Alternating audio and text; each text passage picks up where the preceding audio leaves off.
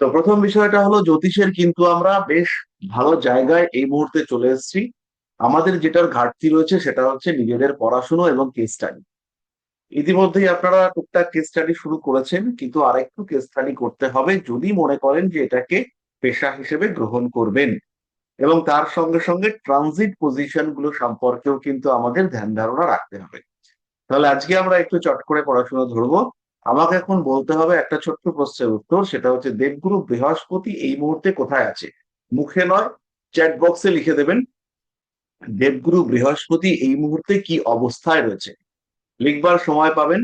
আহ দেবগুরু বৃহস্পতি, প্রশ্নটা হচ্ছে দেবগুরু বৃহস্পতি এই সময় কি অবস্থায় আছেন, এটা হচ্ছে প্রশ্ন। একটা উত্তর এসছে। আহ আরেকটু। হ্যাঁ, এবার ঠিকঠাক। বেশ কিছু প্রশ্নের উত্তর টুকটাক করে এসছে, বেশ কিছু লোক উত্তর দিচ্ছেন। আরো কয়েকটা উত্তর আমি এক্সপেক্ট করছি, যে দেবগুরু বৃহস্পতি এখন কি অবস্থায় আছেন। এবার উত্তরটা পারফেক্ট হয়েছে। স্বপ্নদীপ লিখেছে জৈমিনীতে রয়েছে বকরি গ্রহ, বকরি অবস্থায় এবং পুনর্বসু নক্ষত্রে রয়েছে। এবার কিন্তু উত্তরটা পারফেক্ট হয়েছে। মিথুনে রয়েছে বললে হবে না। আমাদেরকে কিন্তু ডিটেলে বলতে হবে এবং জানতে হবে। যাই হোক, মিথুনে বক্রী অবস্থায় রয়েছে, আরো পারফেকশন হচ্ছে পুনর্বসু নক্ষত্রে। এবার এই দেবগুরু বৃহস্পতির পুনর্বসু নক্ষত্র থেকে নক্ষত্র পরিবর্তন, উৎসায় প্রবেশ বা অন্যদিকে আড্রায় প্রবেশ, এইটা কিন্তু এটাকে Rahu in Mithun, retro plus Rahu in Mithun in Punarvasu, না না, রাহু এখন কুম্ভ রাশিতে রয়েছে, রাহু মিথুনে নেই। রাহুর দৃষ্টি বৃহস্পতির উপরে রয়েছে। তো যাই হোক, এই ট্রানজিট বা এই অবস্থাগুলোকে আমরা যদি আইডেন্টিফাই না করতে পারি, তাহলে কিন্তু আমরা প্রেডিকশন করতে পারবো না। আর এই মুহূর্তে দাঁড়িয়ে জন্মকুণ্ডলী প্রেডিকশনের সঙ্গে সঙ্গে আর একটা ভীষণ গুরুত্বপূর্ণ বিষয় হলো রেমেডি এবং রেক্টিফিকেশন। এখানে কিছুদিন আগে এক খুব বড় একজন জ্যোতিষ ব্যক্তিত্ব, তার নাম অর্জুন চক্রবর্তী, ওনার সঙ্গে আমার অনেকক্ষণ কথা হয়েছে। তো ওনার সঙ্গে কথাতে একটা জিনিসই ফুটে উঠেছে, বারবার আমরা একটা জায়গাতেই ডিসকাস করছিলাম যে যখন আমরা গ্রহ বিচার করছি বা যখন আমরা চার্ট দেখছি, তখন আমাদের ফিজ হচ্ছে 500 থেকে 1000 বা 1000 বা 1500 বা 2000, 2500। কিন্তু একটা মানুষের জন্ম কুণ্ডলী আমি দেখবো, 2 ঘন্টা ধরে দেখবো, তাহলে এই 2 ঘন্টার জন্য একটা প্রপার পারিশ্রমিক থাকা দরকার। এই পারিশ্রমিকটা আমার 2 ঘন্টার জন্য এমনই হবে যে আজকে আমার আর কোনো ক্লায়েন্ট দেখতে ইচ্ছে করবে না। আর 2 ঘন্টার জন্য আমি যে এফোর্টটাও দেবো, সেটাও যেন আমার আর অন্য কোথাও দেওয়ার দরকার নেই। তাহলে এই 2 ঘন্টা আমি কাজটা করব, তাহলে আমার মোটামুটি 10 থেকে 15 হাজার টাকা আর্নিং হওয়া দরকার। এবং একটা অ্যাস্ট্রোলজারের ফিজটাও ওটা হওয়া দরকার। তাহলে পরে কিন্তু আমরা ওনার জন্য 2 ঘন্টা বেয়ার করতে পারবো। মানে এই এই বিষয়ে আমিও একমত যে আমাদের অ্যাস্ট্রোলজার ফিজ এটা একটু বেটার হওয়া দরকার। কিন্তু এটা হয় না আমাদের আর্থসামাজিক পরিকাঠামোতে। আজকে একজন ভদ্রলোক এসেছেন আমার কাছে কুণ্ডলী দেখাতে। তো আমি ওনার জন্য একটা হোরারি চার্ট করলাম, হোরারি চার্ট করে ওনার চার্টটা দেখে ওনাকে জিজ্ঞেস করলাম যে আপনার তো অর্থনৈতিক অবস্থা খুবই খারাপ। টাইমিংটা হচ্ছে 6:30, অ্যাপ্রক্সিমেটলি 6:30। তো আমি জিজ্ঞেস করলাম আপনার তো অর্থনৈতিক অবস্থা খুবই খারাপ এবং আপনার এক মহিলার সঙ্গে রিলেশনশিপ চলছে। তো বলছে হ্যাঁ। আর আমি ওটাও বললাম যে আপনি যে দেখাতে এসছেন, দেখাতে আসার টাকাটাও আপনি ওনার থেকেই নিয়ে এসছেন। তো বলছে হ্যাঁ। তো বলছে আমাকে একটা কিছু করে দিন, বলে আমার পা জড়িয়ে হয়েছে। পা জড়িয়ে ধরে বলছে একটা কিছু করে দিন, যাতে হচ্ছে কি আমার একটু অর্থনৈতিক অবস্থা ফেরে। তাই আমি ওনাকে একটা জিনিস স্পষ্ট করে বললাম যে যদি অর্থনৈতিক অবস্থা ফেরাতে চান, তাহলে আপনাকে বাইরে যেতে হবে, বাইরে গেলে পরে তবেই আপনি অর্থনৈতিক অবস্থা ফেরাতে পারবেন। আর লেবারের কাজ করতে হবে গিয়ে। তো লেবারের কাজ মানে জোগাড়ে, জোগাড়ে হয় না, সেই জোগাড়ের কাজ করতে হবে। করলে পরেই একমাত্র তোমার হচ্ছে গিয়ে অর্থনৈতিক অবস্থা ফিরবে। তা আমি বললাম তুমি সেন্টারিং এর মিস্ত্রি বা এই টাইপের কাজকর্ম শুরু করো, তাতে হচ্ছে গিয়ে তোমার ফিনান্সিয়াল কন্ডিশনটা বেটার হবে।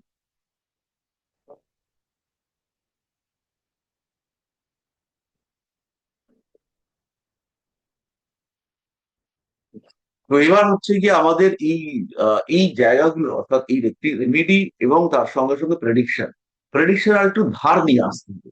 উইথ ডিউ কনফিডেন্স আমাদেরকে বলতে হবে যে এটা ঘটতে চলেছে। আর একটা জিনিস বলতে হবে যে মানে জেনে রাখতে হবে এবং ক্লায়েন্টকেও জানাতে হবে আমার সব প্রেডিকশন মিলবে না।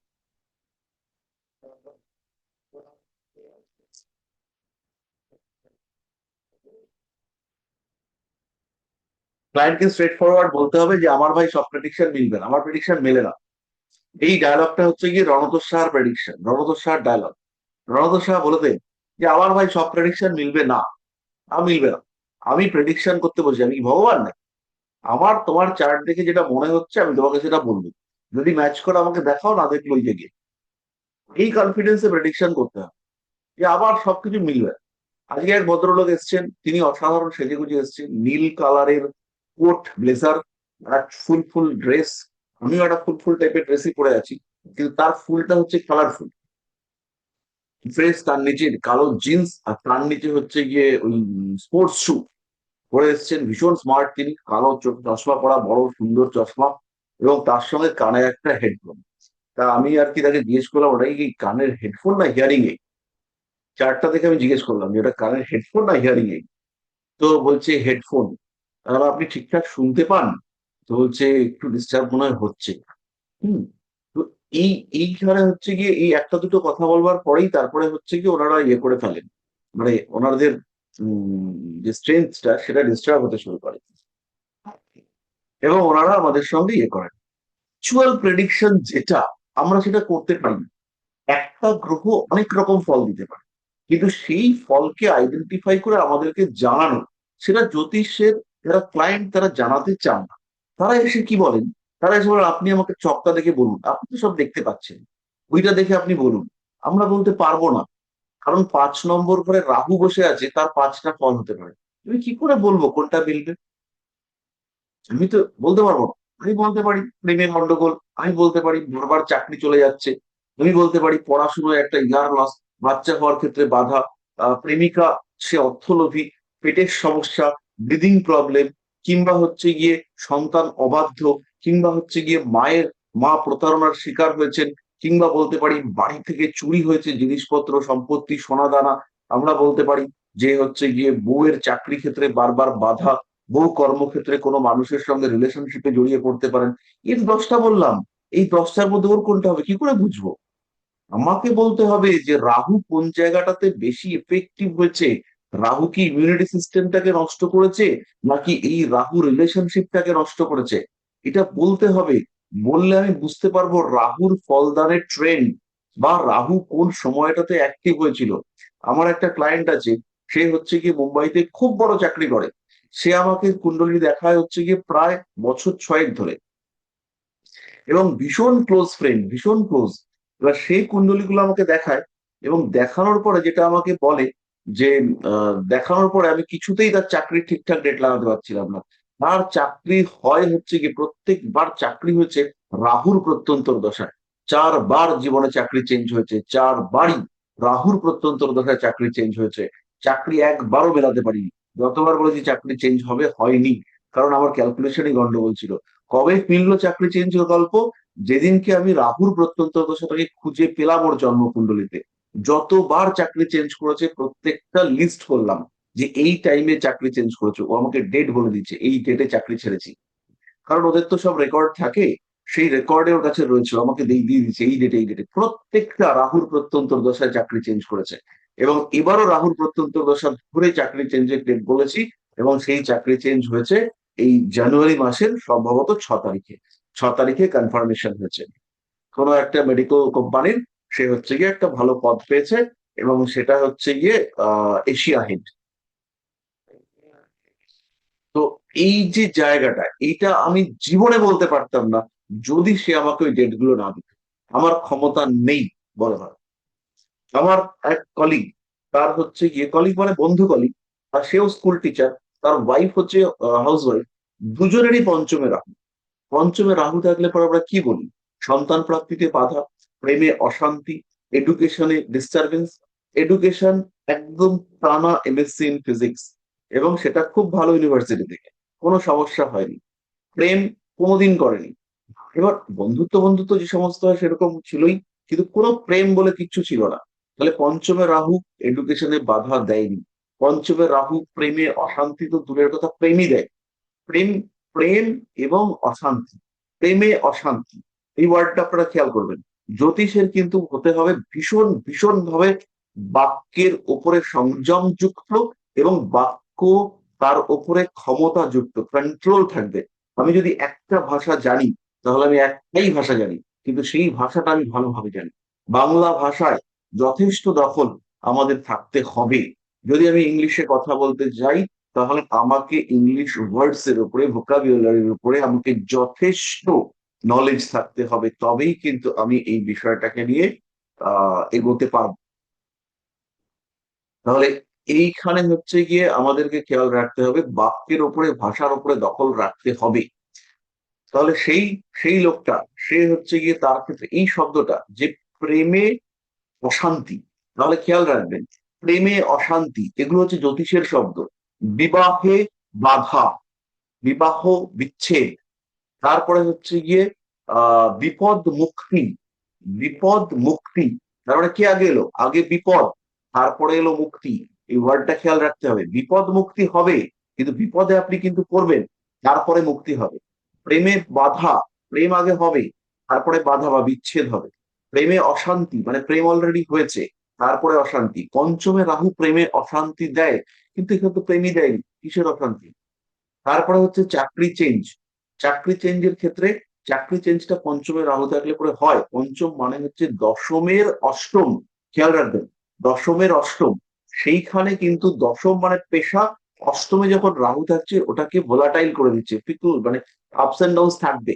তাহলে এই যে আপস এন্ড ডাউন, তাহলে আমরা ধরতে পারি এই সময় একটা আপ এবং ডাউন এটা থাকবে, তারপরে সে উঠতেও পারে। এবার রাহুর নক্ষত্রের উপরে আপনি লিখবেন রাহুর নক্ষত্র কোথায় বসে আছে, তখন রাহু দশম ভাবের রেজাল্ট দেবে। দশম ভাবের ইতি খুব ভালো করে বুঝবেন, বুঝতে না পারলে বলবেন বুঝিনি। দশম ভাবের মৃত্যু, দশম ভাব হচ্ছে, দশম ভাব হচ্ছে পেশা। আর মৃত্যু, মৃত্যু মানে এন্ড বা রিবার্থ। মৃত্যু মানে হচ্ছে গিয়ে, আমরা হিন্দু যারা আমরা বিশ্বাস করব যে মৃত্যু মানে হচ্ছে পুনর্জন্মের সংকেত। তাহলে মৃত্যু হচ্ছে রিবার্থের, মানে একবার শেষ এবং পুনরায় শুরু। এটা আমরা 8 নম্বর ঘরে পাবো। তাহলে যখন আমার পঞ্চমে রাহু আছে, তার মানে এখানে হচ্ছে গিয়ে স্টপ এবং আবার রিস্টার্ট, এই দুটোকে আমরা পাবো। তাহলে এই রাহু কোন নক্ষত্রে আছে সেটাকে আমাদের বুঝতে হবে। রাহু যে নক্ষত্রে রয়েছে, ধরুন রাহুর নক্ষত্র অধিপতি সে বসে রয়েছে একাদশে, রাহু ভালো ফল দেবে, চাকরি যাবে এবং পাবে, এই দুটোই হবে। সরকারি চাকরি করতো, চাকরি চেঞ্জ হয়েছে, জবের পরিবর্তনের জায়গা পাওয়া গেছে, সেটা হয়েছে। তো সেটাতে নিয়ে সে খুব খুশি যে রাহুর জন্য আমার ইয়ে হয়েছে। তার ওয়াইফেরও 5 নম্বর ঘরে রাহু, তারও 5 নম্বর ঘরে রাহু। তাকে আমি অন্তত 10 বার জিজ্ঞেস করেছি, বিভিন্ন সিচুয়েশনে জিজ্ঞেস করেছি যে তোর বেবি হওয়ার ক্ষেত্রে কোনো প্রবলেম হয়নি, তোর সন্তান হওয়ার ক্ষেত্রে একটাও মিসক্যারেজ হয়নি? দুজনের ক্ষেত্রেই পঞ্চমে রাহু। বলছে না, হয়নি, হয়নি, হয়নি। তো এবার ওর ক্ষেত্রে একটা ইভেন্ট হয়েছে, সেটা হচ্ছে ওর ছোট বোন, মানে অনেকটাই ছোট বোন, সেই বোনটা মারা গেছে। হঠাৎ করেই সেই বোনটি মারা গেছে। আমরাও বোন বোন করেই ভাবতাম। এবার ঘটনাটা কি হয়েছে, ওর ক্ষেত্রে ওর আর ওর বোনের মাঝখানে একটা বাচ্চা ছিল, মানে ওর আর বোনের মাঝখানে বাবা মার আরেকটা বেবি এসেছিল। তাহলে ও হয়ে গেল, ওর লগ্ন থেকে ওর বোন হলো তৃতীয়, তারপরে পঞ্চম, মানে প্রথম বোন বা প্রথম ভাই বোন, তারপর একটা পঞ্চম ভাব। পঞ্চম ভাবে রাহু থাকায় ওর এই রাহু কিন্তু ওর বোনকে অ্যাটাক করলো, বোনটাকে সরিয়ে দিল ওর লাইফ থেকে। বেশ ভালো সম্পর্ক ছিল, কিন্তু সে চলে গেল। তাহলে এই যে ইভেন্ট, আমি কি করে বুঝবো যে পঞ্চমে রাহু ওর দ্বিতীয় বোনকে হচ্ছে গিয়ে তুলে নেবে? কোনো জ্যোতিষী বুঝতে পারবে? সে তো ম্যাজিক্যাল জ্যোতিষী হবে, সে তো অদ্ভুত তার প্রতিভা হবে, সে হচ্ছে গিয়ে সত্যদ্রষ্টা হবে, সেরকম তো নয় সে। আচ্ছা, তাহলে এই ক্ষেত্রে আমাদের পাস্ট হিস্ট্রির সঙ্গে বুঝতে হবে। পাস্ট হিস্ট্রি আমরা কিছু বলবো, কিন্তু উইথ কনফিডেন্স বলবো, এবং বলে সেই জায়গাটার রিজন খুঁজে বার করবার চেষ্টা করব। সেটা হোক বা না হোক, সেখান থেকে আমরা যোগসূত্র তৈরি করবার চেষ্টা করব, এবং এই যোগসূত্রের মাধ্যমে ফিউচার এবং প্রেজেন্ট প্রেডিকশন করবার চেষ্টা করব। তাহলে এবার আমাদের যেটা হাতিয়ার হবে, আমাদের তিনটে হাতিয়ার। তিনটে হাতিয়ারের মধ্যে একটা হচ্ছে মূল কুণ্ডলী, 2 নম্বর হচ্ছে দশা, 3 নম্বর হচ্ছে ট্রানজিট। এর মধ্যে সবচেয়ে এফেক্টিভ হাতিয়ার সেটা হচ্ছে ট্রানজিট, দশা। দশাকে আমরা রাখবো সেকেন্ডে, মূল কুণ্ডলীকে আমরা রাখবো লাস্টে। আগে আমরা দেখবো ট্রানজিট, কোথায় গ্রহদের উপর দিয়ে কিরকম সঞ্চার হচ্ছে। জন্মকুণ্ডলিতে 4 নম্বর ঘর থেকে রাহু মুভ করছে, বলুন বাস্তুতে সমস্যা হচ্ছে। 4 নম্বর ঘরটা জল তত্ত্ব, বলুন এখন একটা কল থেকে ফোঁটা ফোঁটা জল পড়ছে, ওয়াটার লিকেজ হচ্ছে, ড্যাম্প হচ্ছে আপনার বাড়িতে, বলুন মিলবে? তাহলে কোন ক্ষেত্রে কোন গ্রহ আমার একটা লগ্ন রয়েছে, আমার 4 নম্বর, 5 নম্বর, 6 নম্বর, 7 নম্বর, 10 নম্বর, আমরা 3টে 4টে প্ল্যানেটারি মুভমেন্ট মুখস্থ করি। তাহলে আবার 12টা ঘরে 4টে গ্রহের মুভমেন্ট, 4 × 48টা পয়েন্ট মুখস্থ করা এমন কোনো ব্যাপার নয়। সেখান থেকে আরো কিছু পয়েন্ট আপনারা ডিরাইভ করতে পারবেন, আপনারা আইডেন্টিফাই করতে পারবেন যে এটাই হবে। মঙ্গলের উপর থেকে শনির মুভমেন্ট হচ্ছে, আপনার যেখানে মঙ্গল রয়েছে তার উপরে শনির মুভমেন্ট বা শনির দৃষ্টি, রক্তপাত হবে। আপনি জিজ্ঞেস করুন যে রক্তপাত হয়েছে 6 মাসের মধ্যে। কেতুর উপর দিয়ে মঙ্গলের মুভমেন্ট, এখানে হচ্ছে গিয়ে রক্তক্ষরণ। রক্তপাত আর ক্ষরণের মধ্যে ডিফারেন্স আছে। এবার এই ক্ষেত্রে রক্তক্ষরণ বা অপারেশন ইত্যাদি টেন্ডেন্সি। কেতু উপর দিয়ে মঙ্গলের মুভমেন্ট রক্তক্ষরণ দিতে পারে, আবার মঙ্গলের উপর দিয়ে কেতুর মুভমেন্ট রক্তপাত দিতে পারে, অবশ্যই দিতে পারে। তো এই বিষয়গুলোকে হচ্ছে গিয়ে আপনাদেরকে একদম আত্মস্থ করতে হবে। এবার কিন্তু সেই সময়, এবার হচ্ছে গিয়ে একটা বড় কামড় দেওয়া যেতে পারে। এখন আপনারা যে পজিশনে রয়েছেন, যে সিচুয়েশনে রয়েছেন, এবার নয় নেভার, এবার কিন্তু জ্যোতিষকে একদম আত্মস্থ করে ফেলতে হবে। এবং আমি যে কজনকে দেখতে পাচ্ছি, স্বপ্নদীপ, শেখর, মৈত্রীদি, অনুপম, জয়শ্রী, রাখিদি, ঐশিকা, প্রত্যেকে, ঐশিকাকে আরো পড়াশোনা করতে হবে, ইন্দ্রনীল পড়াশোনা করতে হবে, নমিতার সঙ্গে আমার কোনো যোগাযোগ নেই, আর শুভদীপ, রাহুল বাবু আরেকটু পড়াশোনা করতে হবে, মান্ডবী পড়াশোনা করে না, সোমা ঘোষ ঠিকঠাক, দেবেশ বাবু তো খুব ভালো, বৈশালীও পড়াশোনা করে না, উমা ম্যাডাম আমি জানি না, আমার সঙ্গে যোগাযোগ নেই। তো আমাদের কিন্তু এই সিচুয়েশন, এই জায়গাটাকে আরো বেটার করবার জন্য পড়াশোনা করতে হবে। অনুপম, শেখর এটাই যখন পেশা, তখন এর পেছনে প্রচুর টাকা, সরি প্রচুর টাইম দিতে হবে, প্রচুর টাইম দিতে হবে। এবং আমাদেরকে কিছু জিস্ট তৈরি করতে হবে, কিছু নোটস তৈরি করতে হবে, যে এই ছকে আমি প্রেডিক্ট করব। প্রত্যেকের প্রেডিকশনের ধারা আলাদা, ধারা এবং ধারণা দুটোই কমপ্লিটলি ডিফারেন্ট। আমাদের প্রেডিকশনের রাস্তাটা টোটালি সেপারেট, প্রত্যেকের জন্য, প্রত্যেকের ইন্ডিভিজুয়াল। যে ও এটা বলেছে বলে আমার মুখ দিয়ে এটা বললে মিলবে, তা কিন্তু কখনোই নয়।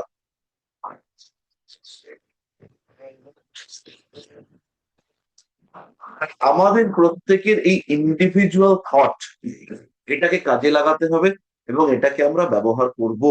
প্রত্যেকের আলাদা, কারোর সূত্রের সঙ্গে কারোর সূত্র মেলাতে হবে না। পড়ার সময়, পড়ানোর সময় সব মিলবে, কিন্তু প্রেডিকশনের সময় প্রত্যেকের সিস্টেম আলাদা। ওই মুহূর্তে তার নার্ভ কি স্টেটে রয়েছে সেটা সম্পূর্ণ তার। ইন্টারভিউ দিতে যাওয়া আর ইন্টারভিউ দেওয়া, এই দুটোর মধ্যে ডিফারেন্স রয়েছে।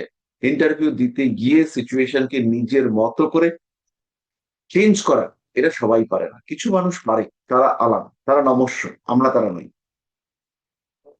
তো আমরা এই প্রত্যেকটা ক্লায়েন্টের সামনে একটা ইন্টারভিউ সম্মুখীন হই। আর এই প্রত্যেকটা ক্লায়েন্টকে মোল্ড করা, তাদের জীবনে চেঞ্জ নিয়ে আসা, পজিটিভ চেঞ্জ নিয়ে আসা, এটা কিন্তু not a matter of joke. আমাদেরকে চেষ্টা করতে হবে, আরো আরো নিজেদেরকে গ্রুমিং করতে হবে, তবেই কিন্তু আমরা প্রপার প্রেডিকশন করতে পারবো। এবার হচ্ছে গিয়ে আমাদের এখানে কেউ মেদিনীপুরের লোক আছেন আমাদের গ্রুপে, আমাদের ক্লাসে এখন প্রেজেন্ট? বলতে হবে না, শুধু চ্যাট বক্সে লিখবেন ইয়েস। তাহলে এবার আমাদের একটা ছোট্ট প্রশ্ন, তার উত্তর দাও দেখি। পৃথিবীর নাম মেদিনী কেন? আপনারা সবাই জানেন পৃথিবীর নাম মেদিনী, কিন্তু পৃথিবীর নাম কেন মেদিনী, এটা আমাদের একটুখানি জানতে হবে। কেন জানতে হবে সেটা আমি একটু পরে বলবো, কিন্তু আমাদের জানতে হবে পৃথিবীর নাম মেদিনী কেন। কেউ কি জানেন? তাহলে একটুখানি হাত তুলুন।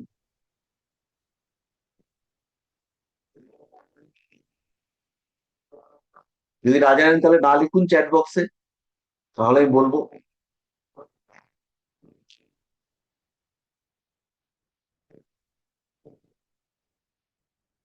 হ্যাঁ, এই তো, না না চলে এসছে।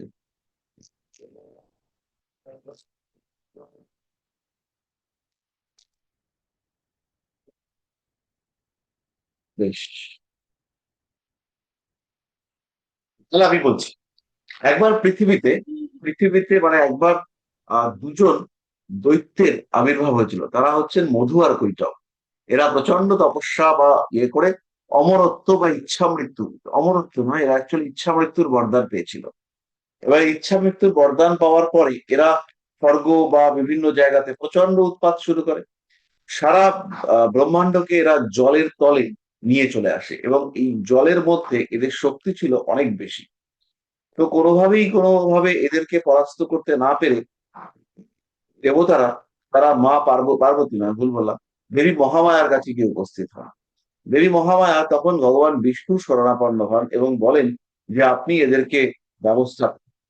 তো এই যে মধু এবং কৈটব, এদেরকে মারবার জন্য ভগবান বিষ্ণু এক বিশেষ অবতার গ্রহণ করেন।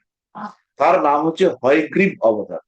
হয়গ্রীব অবতারের মাথাটা হচ্ছে গিয়ে ঘোড়ার মতো, আর নিচের অংশটা হচ্ছে আহ মানুষের মতো। হয় মানে আপনারা অনেকেই জানেন না হয়তো, হয় মানে হচ্ছে অশ্ব। তো এই অবতারের নাম হচ্ছে হয়গ্রীব অবতার। গ্রীবা তার গলাটা হচ্ছে গিয়ে অশ্বের মতন। এবং আমি এই অবতারের ছবি যদি পাই ফেসবুকে বা কোথাও, তাহলে আপনাদেরকে দেখাচ্ছি। তো এই হয়গ্রীব অবতার,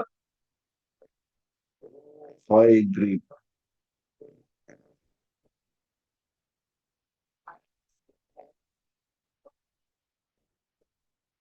হ্যাঁ একটি ছবি পাওয়া গেছে।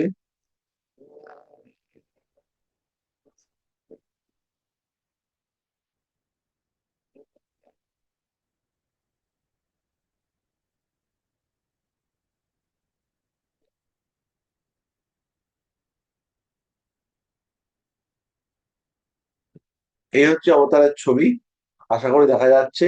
ঊর্ধ্বাংশ এটা হচ্ছে কি গ্রীবা থেকে তার অশ্বের মতন, বাকি অংশ পুরোটাই মানুষের। তবে এই যে দুই মহাদৈত্য মধু আর কৈটাব, এদের সবচেয়ে বড় গন্ডগোল এরা পাকিয়েছিল, এরা পুরো সৃষ্টি, পুরো ব্রহ্মাণ্ডের সন্তুলন নষ্ট করে দিয়েছিল। এবং সবচেয়ে বড় ঘাতক কাজ এরা করেছিল, এরা বেদকে চুরি করে নিয়েছিল। এরা বেদকে পুরো দখল করে নিয়েছিল, এবং বেদ দখল হয়ে যাওয়ার ফলে ব্রহ্মার যে কার্যকলাপ, সেগুলো বেদ নির্দেশিত নিয়মানুযায়ী হতো। এবং বেদ এবং পৃথিবীর কন্ট্রোল, এটা পুরোটাই তাদের হাতে চলে যাওয়ায় সমগ্র পৃথিবীর সিস্টেম নষ্ট হয়ে পড়ে। 5,000 বছর যুদ্ধের পরে দুপক্ষই ক্লান্ত হয়ে পড়ে। মধু কৈটব তারাও ক্লান্ত হয়ে পড়ে, এবং ভগবান বিষ্ণু তিনিও ক্লান্ত হয়ে পড়েন। সেই সময় ভগবান বিষ্ণু তার হয়গ্রীব অবতার কৌশলে জিজ্ঞেস করেন যে কিভাবে তোমরা মরবে বা কিভাবে তোমরা মরতে চাও। তখন তারা জানায়, যদি এমন কোনো জায়গা বার করতে পারো যেখানে জল নেই, যেখানে জল নেই, সেখানে আমাদের মারতে পারো। তো তখন ব্রহ্মাণ্ড সেটাই কিন্তু পুরোপুরি জলের নিচে,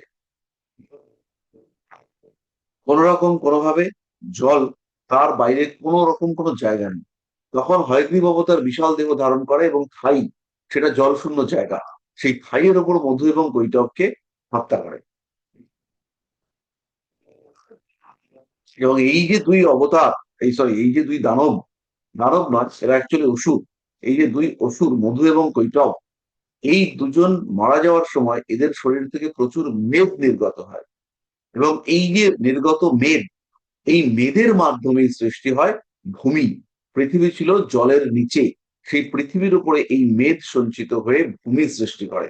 এবং যেহেতু মেদ সৃষ্ট এই ভূমি, তাই এই ভূমির নাম হচ্ছে মেদিনী। এই মেদ শব্দ থেকে এই মেদিনী শব্দটির উৎপত্তি হয়েছে।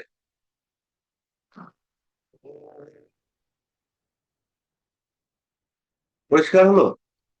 এইবার প্রশ্ন হলো, এই পুরাণ কাহিনী আমাদেরকে কেন জানতে হবে? কেন হঠাৎ করে কোর্সের মধ্যে, পড়াশোনার মধ্যে আমরা মেদিনী পৃথিবীর নাম কেন খুঁজতে শুরু করলাম?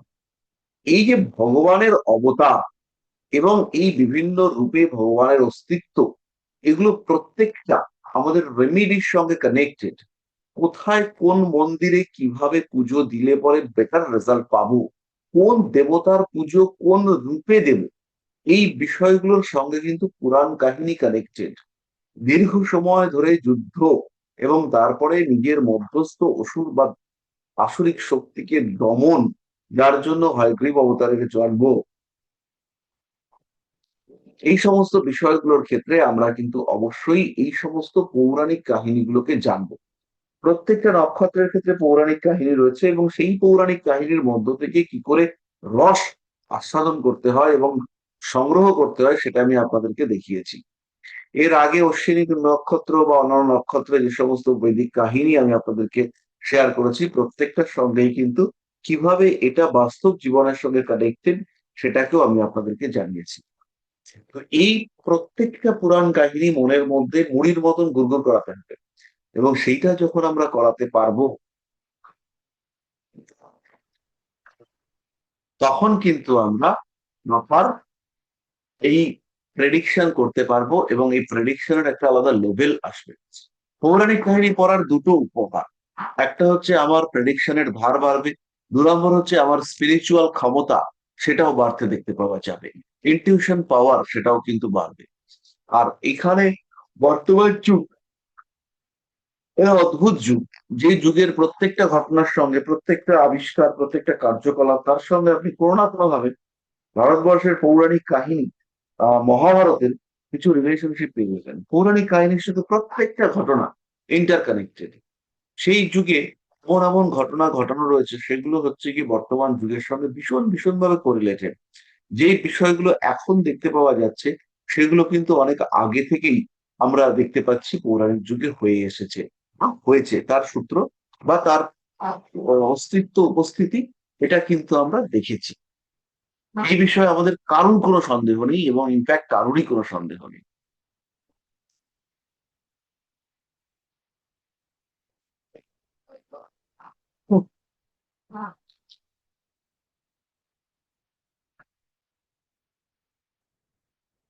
তাহলে মোটামুটি আমাদের আজকের গল্প টল্প আমরা বেশ খানিকটা করে ফেললাম। এবার একটু পড়াশোনার মধ্যে আমরা যাব, কিন্তু তার আগে আমরা 12 মিনিট, আমাদের হাতে 12 বা 22 মিনিট আমাদের হাতে সময় রয়েছে। সেই সময় আমরা একটু ডিসকাস করব আমাদের মনের মধ্যে যে সমস্ত প্রশ্নের আবির্ভাব ঘটেছে, সেই প্রশ্নের কিছু উত্তর খোঁজার চেষ্টা, সেটা আমরা একটু করবার চেষ্টা করব।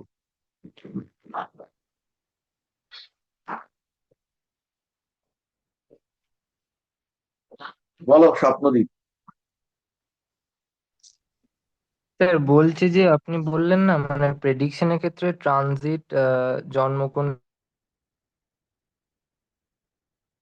এই ক্ষেত্রে কি মান্ডেন আর মান্ডেন অবস্থাটা কি দেখতে হবে, মানে সেখানকার এনভায়রনমেন্ট খুব বা জরুরি তার নয়, পেডিগ্রি পেডিগ্রি বরঞ্চ হচ্ছে গিয়ে আমরা লোকাল পলিটিক্যাল কন্ডিশন এটা আমরা দেখতে পাই।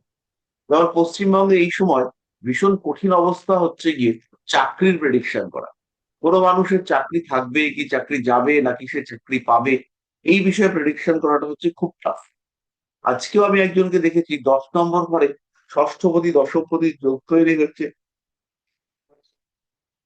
রবি ডিরেক্টলি কানেক্টেড, কিন্তু সরকারি চাকরি হয়নি, চাকরি বাকরি নেই। হম। আচ্ছা, চাকরি তাহলে সে তো পায়। স্যার এখানে তো এনভায়রনমেন্ট তো কিছুটা দায়ী না, মান্ডেন সিচুয়েশন। নর্মাল সিচুয়েশন অবশ্যই দায়ী, কিন্তু এই টাইপের প্রেডিকশন করবার ক্ষেত্রে অবশ্যই আমাদেরকে দেখতে হবে এনভায়রনমেন্ট এবং পলিটিক্যাল সিচুয়েশন। যেমন বাংলাদেশের পলিটিক্যাল সিচুয়েশন, কেউ যদি এখন বাংলাদেশে বলে যে আমি পুরোপুরি নিরাপদে থাকতে পারবো কিনা, তাহলে তো প্রশ্ন থাকছে যে পুরোপুরি সে সত্যি সত্যি নিরাপদে থাকতে পারবে কিনা। কারণ বাংলাদেশ নিয়ে তো কিছু প্রেডিক্ট করা সম্ভব না, কারণ আমি তো নিজেই বাংলাদেশের পলিটিক্যাল সিচুয়েশন আমি জানি না। আচ্ছা স্যার, আরেকটা প্রশ্ন হচ্ছে যে আমাদের প্রেডিকশনের ক্ষেত্রে কর্মাটাও তো অনেক ম্যাটার করে। কারণ থার্মোমিটার কি, পর। হুম, বলো।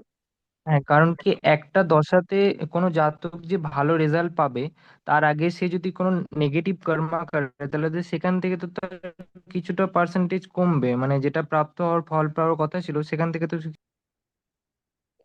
এবার সেই কর্মা তো আমরা দেখতে পাবো না, এবং সেই কর্মাগুলো স্বীকারও করবে না। আমি হ্যাঁ স্যার বিভিন্ন নিত্য কর্ম। মানুষের মানসিকতা নিয়ে মাঝে মাঝেই হচ্ছে গিয়ে চর্চা করি, যে এই মানুষটা কি বলছে, কি করতে চাইছে, এবং বাচ্চাদের বা মানুষের সাইকোলজি কিভাবে পরিবর্তিত হয় সেটাই বোঝার চেষ্টা করি। তো আমাদের স্কুলে একটি ছেলে আছে, ছেলেটির নাম হচ্ছে আরিয়ান। এবার আরিয়ান হচ্ছে চরম অবাধ্য, এবং আরিয়ানের কথাবার্তা খুব খারাপ। এবার আরিয়ানের সঙ্গে আমি অনেকটা, কালকে আরিয়ানকে আমি একটা ব্যাগ দিয়েছি। তো আমার কাছে একটা ব্যাগ এক্সট্রা ছিল, কাজে লাগছিল না, তো আরিয়ানকে আমি দিয়েছি ব্যাগটা। তো নেওয়ার পরে আরিয়ান খুব খুশি। এবার আরিয়ান তার মনের কথা কিছু আমার সঙ্গে আজকে শেয়ার করলো। আরিয়ান বলছে, আমি তো কখনোই কারোর সঙ্গে ঝগড়া করি না, মানুষ আমাকে কেন এরকম বলে, আমি তো কারোর সঙ্গে কোনো খারাপ ব্যবহার করি না। আরিয়ানের তীব্র বিশ্বাস যে আরিয়ান কারোর সঙ্গে খারাপ ব্যবহার করে না। কিন্তু আরিয়ানের বিহেভিয়ার এবং অ্যাপ্রোচ অত্যন্ত খারাপ। কারণ আমি নিজেও জানি আরিয়ান আমার সঙ্গেও মিসবিহেভ করেছে। এই বছরে নয়, তার আগের বছর, 2025-এ। আরিয়ান শুধু আমার সঙ্গে না, অনেকের সঙ্গেই মিসবিহেভ করেছে। এবং যখন আরিয়ান রেগে যায়, তখন আরিয়ান বোঝেই না যে সে কতটা রেগেছে। হুম। তাহলে এই যে ও কখনোই মানতে পারবে না যে ওর বিহেভিয়ারও খারাপ হতে পারে। আমরা বেশিরভাগ সময় আমাদের যে অহং সত্তা, তার কারণে আমরা মানতে পারি না যে আমার কর্মা খারাপ। আমরা সবসময় ভাবি আমি আর কি পাপ করেছি, এদিকে আমার পাপের হচ্ছে গিয়ে ট্যাঙ্কের পর ট্যাঙ্কি, গ্যালন গ্যালন পাপ হয়ে গেছে। মানুষকে দুঃখ দেওয়া হতে পারে, মানুষকে কষ্ট দেওয়া হতে পারে, মানুষের সঙ্গে মিসবিহেভিয়ার হতে পারে, মানুষের জিনিস নেওয়া হতে পারে, মানুষের ক্ষতির চিন্তা হতে পারে, মানুষের ক্ষতি করা হতে পারে, অনেক কিছু হতে পারে, গ্যালন গ্যালন পাপ হতে পারে। এবং পাপ তো অল্প অল্প করেই বাড়ে। আমি হয়তো প্রচুর পাপ করে রেখেছি, কিন্তু আমি জানিও না মানিও না যে আমি প্রচুর পাপ করে রেখেছি। এইটা হচ্ছে গিয়ে আমাদের খুব কমন প্রবলেম। এবং বহু বহু মানুষ আমরা এই প্রবলেমের শিকার। ফলে কোনো জাতক বা জাতিকা আমাদের সামনে এসে বলবে না যে আমি পাপ করেছি। আজকে আমি একটা কুণ্ডলী দেখলাম, সেই ছেলেটা মার্ডার কেসে 3 মাস জেল খেটেছে। তো মার্ডার কেসে 3 মাস জেল খেটেছে, ওকে নাকি ফাঁসিয়ে দিয়েছিল। ওর এক বিন্দুও দোষ নেই। কিন্তু ও যে ওই জায়গাটাতে প্রেজেন্ট ছিল, সেটা ওর দোষ। ও যে ওই জায়গাটাতে প্রেজেন্ট ছিল, না তো কোনো ভালো জায়গা না যে সমস্ত মানুষরা খুন করতে পারে, তাদের সঙ্গে ও অ্যাটাচড কন্ডিশনে ছিল। ফলে ও ওই ধরনের কেস খেয়েছে। তাহলে সেই যে এই যে কেস, এই যে ঝামেলা, এই ঝামেলার জন্য তার দায় কি নেই? সে কি ভুল বন্ধু চয়ন করেনি? তার দায় আছে। আমরা অনেক সময় এরকম ভুল চয়ন করি, এবং এই ভুল চয়নের ফলে আমাদের অনেক রকম সমস্যা ফেস করতে হয়। আর স্যার, আর একদিন আপনি আগের দিন একটা বললেন যে মঙ্গল দুস্থানগত হলে মানে তার ক্রিমিনাল অ্যাক্টিভিটিস করার টেন্ডেন্সি বাড়ে, মানে মঙ্গল যদি কোনো অ্যাফ্লিক্টেড হয়, ম্যাল এফেক্টেড হয়। তাহলে স্যার এটা লজিকটা বুঝতে পারলাম না, মানে মঙ্গলের সাথে ক্রিমিনাল অ্যাক্টিভিটি। মঙ্গল, আমি আমি পুরো ব্যাপারটাকে আমার বডি হিসেবে ধরছি। এবার আমার বডির মধ্যে যে সমস্ত নেগেটিভ বা আমার অহম সত্তা, আমি আমার মন দেহ আত্মা সবকিছু মিলে, এর মধ্যে যে জায়গাগুলো, যে ক্ষেত্রগুলো নেগেটিভ, সেইগুলো হচ্ছে আমার দুস্থান। এবার সেইখানে মঙ্গল বসে আছে। মঙ্গল কি দেবে? মঙ্গল আমাকে ঊর্জা দেবে, এনার্জি দেবে, প্রোটেক্টিভ পাওয়ার দেবে। এবার এই প্রোটেক্টিভ পাওয়ারটা যদি মিস ইউজ হয়, তখন সেটা হচ্ছে উগ্রতায় কনভার্টেড হয়। আমাকে ভগবান দিয়েছে প্রতিবাদ করবার ক্ষমতা। তো আমি কি করলাম? আমি সেটাতে প্রচন্ড রেগে গেলাম। আমি সারাক্ষণ রেগে যাচ্ছি আর লোকের সাথে মিসবিহেভ করছি। তাহলে এই মিসবিহেভ করার জায়গাটা কোথা থেকে আসবে? সেটা হচ্ছে দুস্থান থেকে। তাহলে দুস্থানে যখনই মঙ্গল আসবে, তখনই তার মধ্যে কিছু নেগেটিভ অ্যাফ্লিকশন তৈরি হতে দেখতে পাওয়া যাবে। এবার সবসময় যে সে ক্রিমিনাল হবে তার কোনো মানে নেই। লগ্নে বৃহস্পতি রয়েছে, কেন ক্রিমিনাল হবে? হবে না ক্রিমিনাল। সারাক্ষণ সে ভয়েই থাকবে। থাক না অষ্টমী মঙ্গল, কিচ্ছু হবে না। অষ্টমী মঙ্গলে কি হবে? তার ইউরিনে ইনফেকশন হতে পারে, একটা অপারেশন করতে হতে পারে, এটুকু হবে অষ্টমী মঙ্গল থেকে, কিচ্ছু হবে থ্যাংক ইউ স্যার। না। এই জায়গাগুলোকে আমাদেরকে আরো পড়ে পড়ে পড়ে পড়ে সরগর হতে হবে।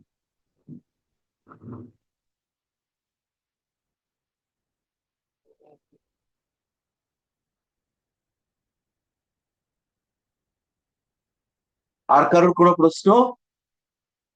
নমিতা?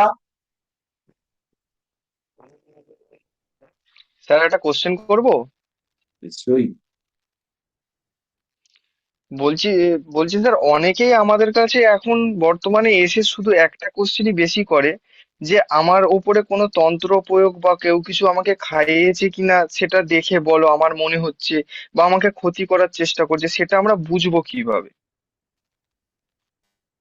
এইখানটাতে খেয়াল রাখতে হবে, কিছু কিছু সিম্বল, সিমটম, সেগুলো তৈরি হয়। তার মধ্যে কয়েকটা সিমটম আমরা দেখতে পাবো হাতে। হাতের মধ্যে আমি একটা হাতের ছবি এঁকে দেখিয়ে দিচ্ছি।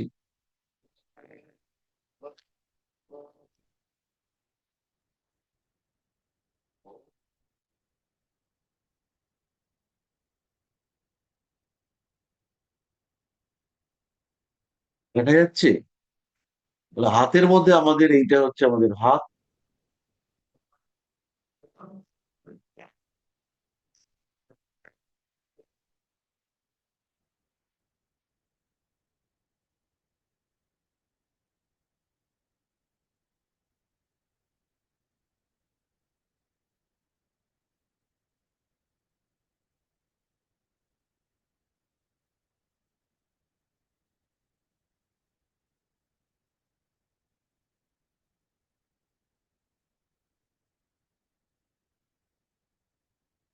এটা হচ্ছে আমার হাত হয়ে গেল।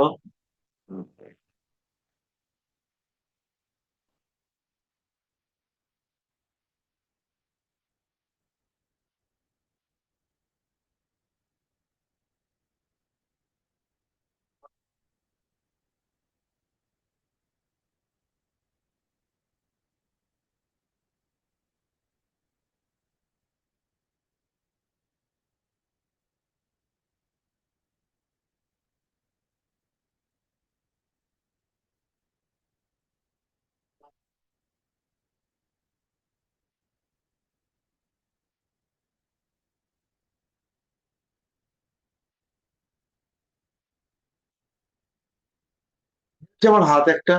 এবার এইখানের ক্ষেত্রটা হচ্ছে চন্দ্রক্ষেত্র, আর এইখানের ক্ষেত্রটা হচ্ছে শুক্রক্ষেত্র। তাহলে এই শুক্রক্ষেত্র চন্দ্রক্ষেত্র এইখানে হচ্ছে কি এরকম রেখা দেখতে পাওয়া যায়। তাহলে বলা যেতে পারে এর মধ্যে ব্ল্যাক ম্যাজিক বা নেগেটিভ এনার্জি করা হচ্ছে। কিছু অদ্ভুত চিহ্ন তৈরি হয় হাতের মধ্যে এই সমস্ত জায়গাগুলোতে। এই রাহুর ক্ষেত্র বলে আমরা যে ক্ষেত্রটাকে আইডেন্টিফাই করি, এই জায়গাটাতে কিছু চিহ্ন দেখতে পাওয়া যায়।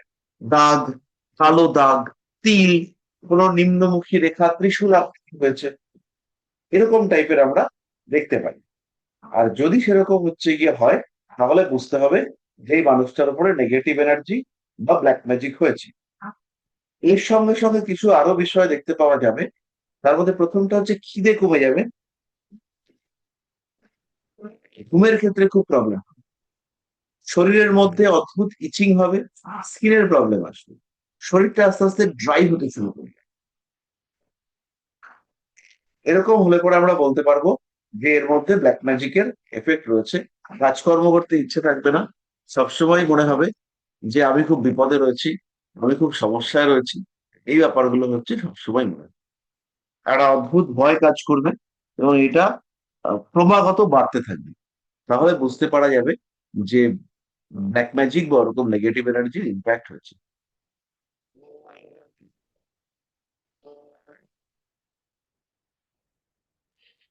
স্যার আমি গ্রুপে একটা হাত পাঠিয়েছি, যদি একটু দেখেন খুব ভালো হয়।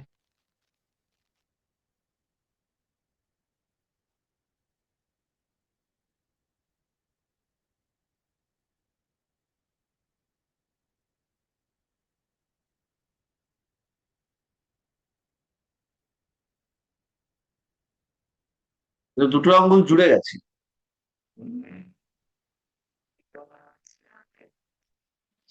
এটা স্যার আমি একটা রিসেন্ট একজনের হাতটা দেখলাম, দেখে আমি ছবিটা নিয়েছি তার থেকে। তো মানে স্যার এই হাতটা বলেন। এই হাতটা দেখে একদম প্রথমেই যেটা আসবে এটা হচ্ছে চরম দুর্ভাগ্যবান মানুষের হাত। পাস্ট কর্মা পেন্ডিং রয়েছে, এবং সেই কর্মার ভোগ তাকে এই বছর এই জন্মে হচ্ছে গিয়ে প্রচন্ড ভাবে ভোগ করতে হচ্ছে। এই লোকের কর্মভাগ্য যথেষ্ট খারাপ হবে, পয়সা করে দিক থেকে ডিস্টারবেন্স ফেস করতে হবে, এবং তার সঙ্গে সঙ্গে ফিজিক্যাল মেন্টাল হেলথ এই দুটোও কিন্তু এর ক্ষেত্রে ডিস্টার্ব থাকবে। বিয়ে হওয়ার সম্ভাবনা রয়েছে। এই জেনারেলি ব্যবসা করা লোকের চার্ট এটা, এই ব্যবসা করবে, এবং ফুড বা ওই টাইপের জিনিসপত্রের ব্যবসা করার টেন্ডেন্সি এর ক্ষেত্রে বেশি। হীনম্মন্যতায় ভুগবে লোকটা। আর এই আঙ্গুল কি ভাঁজ করা যায়? না স্যার, ভাঁজ করা যায় না, পুরো হাতটাই জোড়া। আর কোনো বিজনেস বা কোনো কাজই এ করে না, মেন ব্যাপার এটাই, কিছুই করে একদম। না।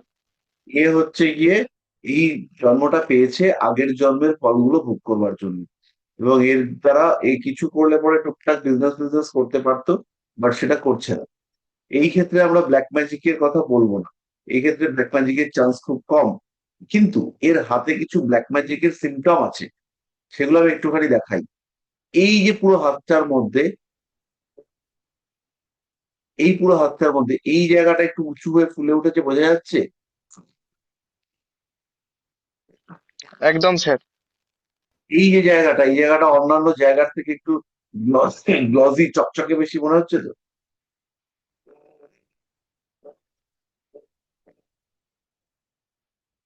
মানে এই জায়গাটাতে এই ক্ষেত্রটাকে আমি দেখবো, এখন দেখিয়ে দিই, দেখিয়ে দিই তারপরে মুছে দিচ্ছি।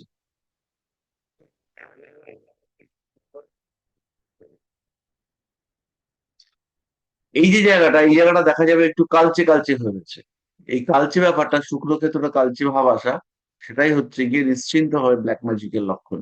এবার এই জায়গাটা ভালো করে দেখলেই বোঝা যাবে, এই জায়গাটায় কালচে কালচে হয়ে রয়েছে।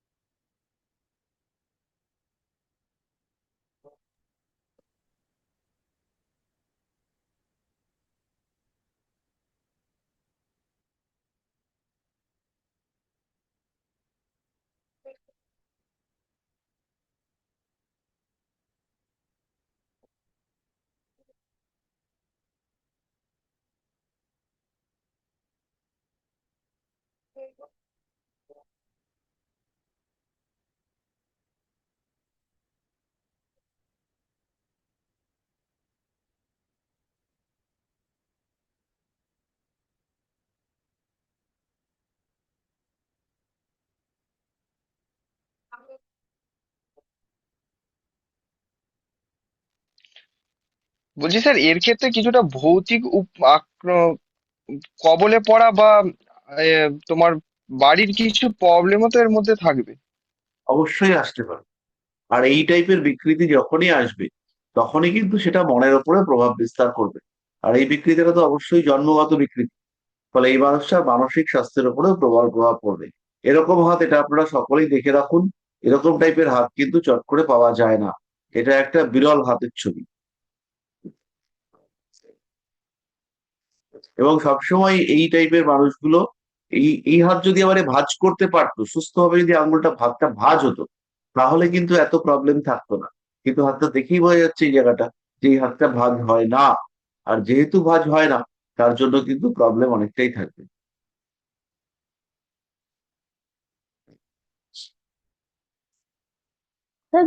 ব্ল্যাক ম্যাজিক কি প্রতিহত করা যায়, যে প্রবল ইচ্ছা শক্তির দ্বারা কেউ আমার কিচ্ছু করতে পারবে না? হ্যাঁ, নিশ্চয়ই যায়, কেন যাবে না? হুম। যদি বাইরে থেকে কেউ আপনাকে ক্ষতি করে, এবার হুম। দেখুন, একটা জিনিস বলি, আপনাকে আমি দূর থেকে একটা খোঁচা দিয়ে আপনার ক্ষতি করবো, তাহলে এটা কোনো একটা শক্তিতে, এখানে আপনি বসে রয়েছেন, এখান থেকে আপনার ক্ষতি করা হচ্ছে, এখান হুম। থেকে ক্ষতি করা হচ্ছে, তাহলে এখানে একটা ওয়েভ আসবে। হুম। এই ওয়েভটা হচ্ছে আপনার জন্য নেগেটিভ ঊর্জা, হুম। আর আপনার এখানে ওয়েভ রেডিয়েট করছে, এটা আপনার পজিটিভ ঊর্জা। হুম। এবার এই দুটোর মধ্যে তো একটা টাসেল হবে। এবার হুম। যদি এই ঊর্জা ভেদ করে আপনাকে টাচ করতে পারে, ক্ষতি হবে।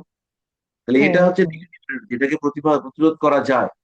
আর এই হুম। লোকটাই যদি এসে আপনাকে একটা চাকু দিয়ে খোঁচা মেরে দেয়, তাহলে সেটা হুম। প্রতিরোধ করার কোনো রাস্তা নেই। হ্যাঁ, মানে সেটা যদি স্ট্রং আক্রমণ হয়। হ্যাঁ, হুম। ডিরেক্ট অ্যাটাক যদি হয় তাহলে প্রতিরোধ করতে পারবেন না। কিন্তু যত রকম এরকম এই নেগেটিভ এনার্জির ইম্প্যাক্ট আছে, সবটা পরিবর্তন বা প্রতিরোধ করা যায়। জাস্ট হ্যাঁ। মহামৃত্যুঞ্জয় মন্ত্রের জপ করে যান কন্টিনিউয়াসলি, বগলামুখী মন্ত্রের জপ করে যান কন্টিনিউয়াসলি, এই সমস্যা থাকবে না, এই সমস্যা থেকে বেরিয়ে আসতে পারবেন। স্যার, গুরু মন্ত্রেও কি এটা রক্ষা হয়? গুরুমন্ত্রে এটা রক্ষা হয়। গুরুমন্ত্র হচ্ছে সিদ্ধ মন্ত্র। গুরুমন্ত্রে যে মন্ত্র দেওয়া হয়, সেই মন্ত্র যিনি পাচ্ছেন, সেই গুরুমন্ত্র প্রাপ্তির ক্ষেত্রে সেই মন্ত্রটা কিন্তু হয়তো লক্ষ লক্ষ লক্ষবার জপ হওয়ার পরে সেই মন্ত্রটাই প্যাকেজিং এ এসছে আমার কাছে বা আপনার কাছে। আপনি যে মন্ত্রটা গুরু মন্ত্র হিসেবে প্রাপ্ত হলেন, সেই মন্ত্রটা হয়তো 10 লক্ষ বার 10 কোটি বার জপ হওয়ার পর আপনার কাছে এসছে। তাহলে এই মন্ত্রটা গুরু মন্ত্র, গুরু যখন আপনাকে দিলেন, তখন এটা কিন্তু প্রচন্ড পাওয়ারফুল একটা মন্ত্র। ফলে এই মন্ত্র নিয়ে আপনি যে কাজ করবেন সেই কাজ আপনার জন্য পজিটিভ হবে এবং একদম পজিটিভ হবে। আর এতে আপনি এই ধরনের সমস্যা থেকে, বিপদ থেকে খুব ভালো প্রোটেকশন পাবেন। কারণ গুরু মন্ত্রটা শুধু একটা বীজ নয়, ওটা দীর্ঘদিন ধরে বারবার পুরস্চরণ হতে হতে এসেছে।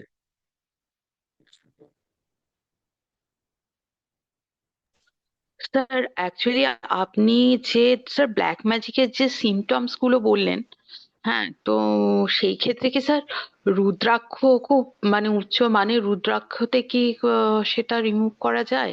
হ্যাঁ, মানে রুদ্রাক্ষ শুরু করা যায়। আমি এটা এই কারণে বলছি যে আপনার স্যার আপনি যে এই যে বললেন ঘুম কম, একটা বডিতে ইচিং বা এক্সিমা, বিপদ বা সবসময় একটা টেনশন, একটা কনফিডেন্সের ভীষণ অভাব, মানে এই সব সমস্যাগুলো তো একটা সময় আমার মেয়েরই ছিল। তো ওকে তো আপনি স্যার বারোমুখী রুদ্রাক্ষ ধারণ করেছিল এবং তারপরে তো পরিস্থিতিটা আপনার মানে স্যার না, জানা আর ওটা কি। হচ্ছে কি, ওই যে 12 মুখী রুদ্রাক্ষটা দেওয়া হয়েছিল ওটা ব্ল্যাক ম্যাজিক কে মাথায় রেখেই দেওয়া হয়েছিল। হুম।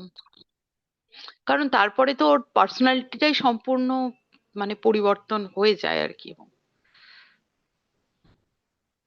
হ্যাঁ, এই ব্যাপারগুলো হয়। এবং রিসেন্টলি কি হচ্ছে, আগেকার দিনে এই সমস্ত ব্ল্যাক ম্যাজিক করতে গেলে মানুষকে যেতে হতো মন্দিরে বা কোনো তান্ত্রিকের কাছে।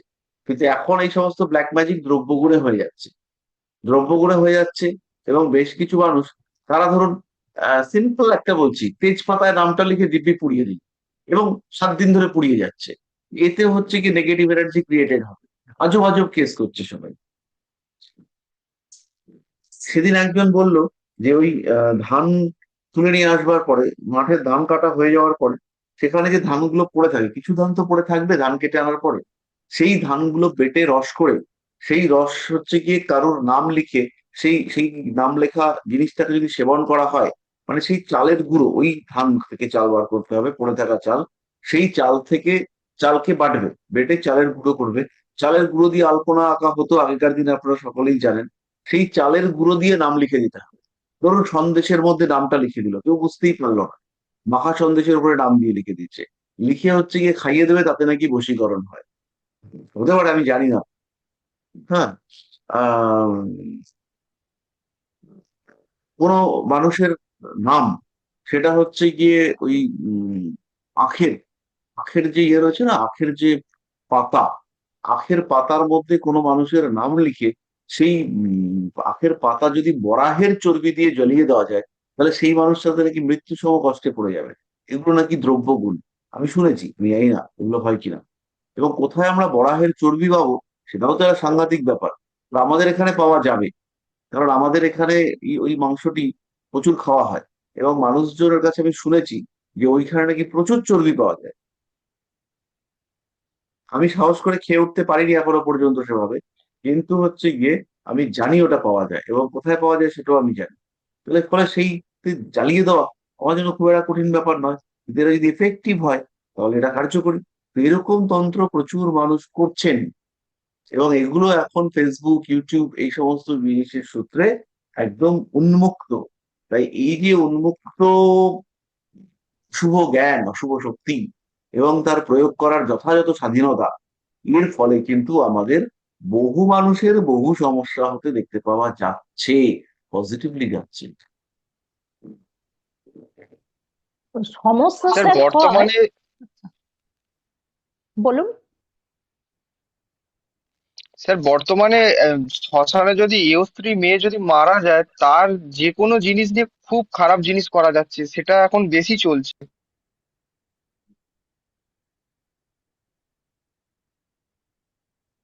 আমার একদিন একটা অ্যাক্সিডেন্ট হয়েছে।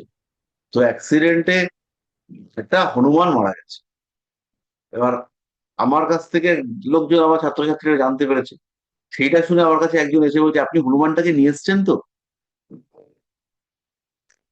মানে ওই মরা হনুমানটাকে আমি নাকি গাড়িতে তুলে নিয়ে আসবো, মানে তার ইয়ে এটা, বুঝছেন?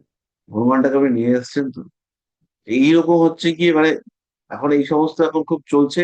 আর মানুষজন এই সমস্ত সূত্র, তথ্য, এগুলো সব অ্যাভেলেবেল, এবং মানুষ করেও দিচ্ছে। আগেও হয়তো করতো, কিন্তু এখন আমি জানতে পারি যে মানুষজন করছে। কিন্তু মরা হনুমানটাকে নিয়ে আসতে বলেছে কেন? এটাই তো বুঝলাম না। না, ওটা তো সাধারণ মানুষ বুঝতে পারবে না। হনুমানের হার, সেটা হচ্ছে তন্ত্রে ব্যাপকভাবে ব্যবহার করা হয়। বিভিন্ন মানুষ, বিভিন্ন তান্ত্রিকের কাছে চন্ডালের হার আছে। আমি দেখেছি চন্ডালের হার প্যাকেট করা অবস্থায়, এত সুন্দর প্যাকিং করে, কালো কাপড়ের মধ্যে প্যাকিং করে চন্ডালের হার রাখা হচ্ছে। তাকে আবার এরকম করে মদ খাওয়াতে হয়, চন্ডালের হার নাকি মদও খাও।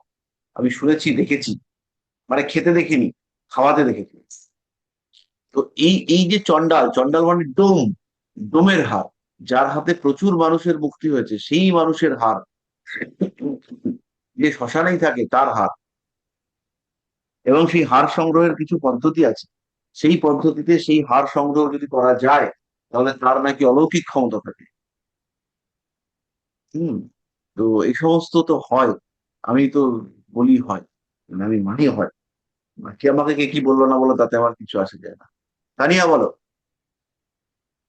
স্যার বলছিলাম বকরি গ্রহের ক্ষেত্রে গোচর ফল কিভাবে প্রভাব বিস্তার করবে একটু বলবেন? বক্রী গ্রহের ক্ষেত্রে গোচর ফল হচ্ছে নেগেটিভ, অ্যাভারেজ গোচর ফল নেগেটিভ। না না স্যার, মানে বলছি ধরুন, মানে লগ্ন কুণ্ডলিতে যদি কারোর বকরি গ্রহ থাকে, কিন্তু গোচর ফলের ক্ষেত্রে যখন মানে গ্রহরা বকরি হচ্ছে আর মার্গী হচ্ছে, উভয় ক্ষেত্রে কি রকম মানে ডিফারেন্স হবে কি কোনো? হ্যাঁ, হ্যাঁ। সেটা স্যার কিরকম হবে একটা বলে দিন এক্সাম্পল দিয়ে। প্রথমত হচ্ছে গিয়ে, যখন বক্রী গ্রহ নিয়ে আমরা ভাববো, ধরে নিচ্ছি আমাদের তিনটে ভাব আছে,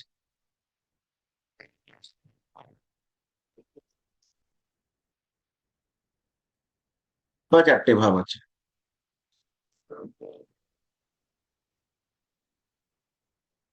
এগুলো হচ্ছে ভাব আমাদের পরপর।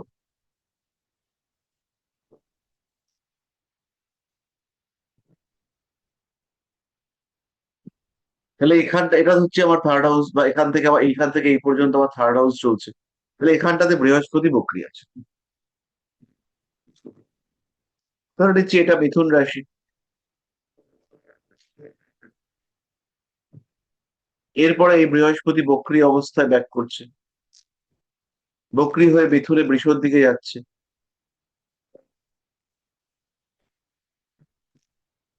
এরপরে বৃষ থেকে কর্কট।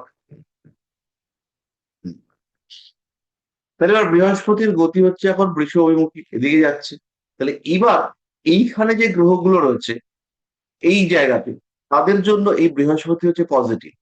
এখানে যদি কাছাকাছি কোনো ভাব থাকে, ভাব মানে ভাব সন্ধি, মানে সরি ভাব স্ফুট থাকে, যেমন এখানে আমি ধরে নিচ্ছি এখানে যদি 5 নম্বর ভাব থাকে, তাহলে এই ভাবের জন্য বৃহস্পতি পজিটিভ। এবার এই বৃহস্পতি যেই মাত্র গিয়ে বক্রী হয়ে আবার উল্টো দিকে ঘুরলো, তখন বৃহস্পতির গতি কিন্তু এই দিকে। এবার এখান থেকে এখন বৃহস্পতি রয়েছে, আর এখানে আমার একটা ভাব রয়েছে। তাহলে এই সময় বৃহস্পতি এই ভাবকে ত্যাগ করে চলে যাচ্ছে, এই ভাবটাকে ত্যাগ করে চলে যাচ্ছে। ফলে এই ভাবের যে প্রাপ্য ফল, তার হ্রাস পাবে। আর বৃহস্পতি এখন ধীরে ধীরে এই ভাবের দিকে এগোচ্ছে, ফলে এই ভাবের যে প্রাপ্য ফল, তার বৃদ্ধি পেতে দেখতে পাওয়া যাবে, যদি জন্মকুণ্ডলিতে বৃহস্পতি মোটামুটি বলবান এবং শুভ অবস্থায় থাকে। পরিষ্কার হলো? আর স্যার যদি মানে জন্মকুণ্ডলিতেই বকরি থাকে সেক্ষেত্রে কিরকম হবে? জন্মকুণ্ডলিতে যদি বৃহস্পতি বক্রী থাকে, এই ক্ষেত্রেই আমরা ধরছি যে এই ক্ষেত্রে বক্রী বৃহস্পতি, সে এখন এদিকে যাচ্ছে, এবং এইখানে আমার একটা গ্রহ রয়েছে, ধরে নিচ্ছি এটা রাহু, এটা হচ্ছে গিয়ে মঙ্গল রয়েছে।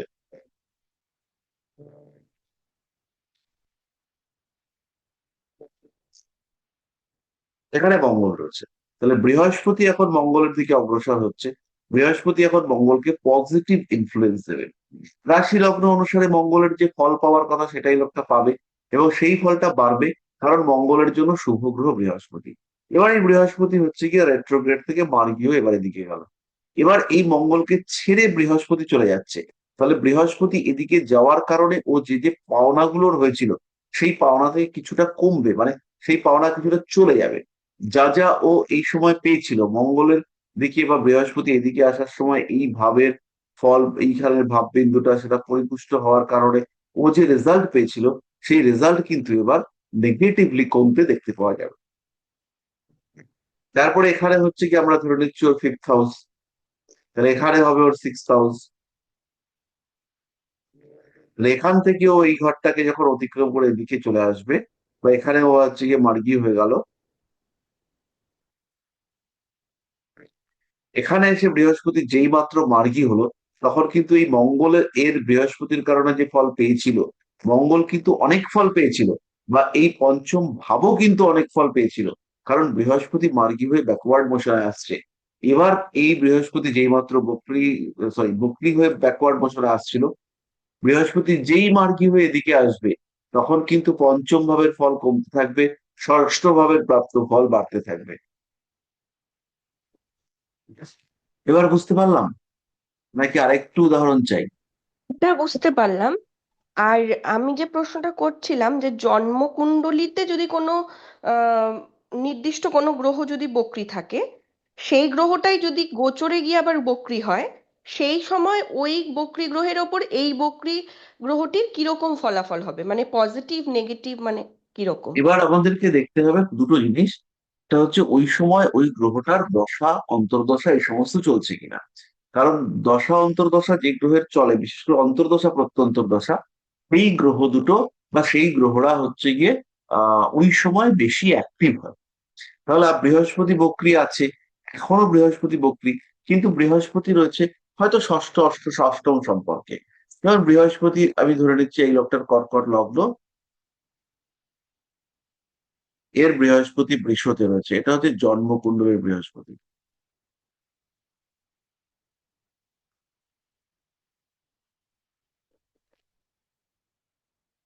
আর এর লগ্ন হচ্ছে এটা, মিথুন লগ্ন। তাহলে এর বৃহস্পতি কিন্তু দ্বাদশে বসে রয়েছে। তাহলে এই বৃহস্পতি যখন লগ্নে রয়েছে, তাহলে দ্বাদশ ভাবস্থ বৃহস্পতি ট্রানজিটের রেসপেক্টে যে রেজাল্ট দেবে, সেটা আমরা পাবো।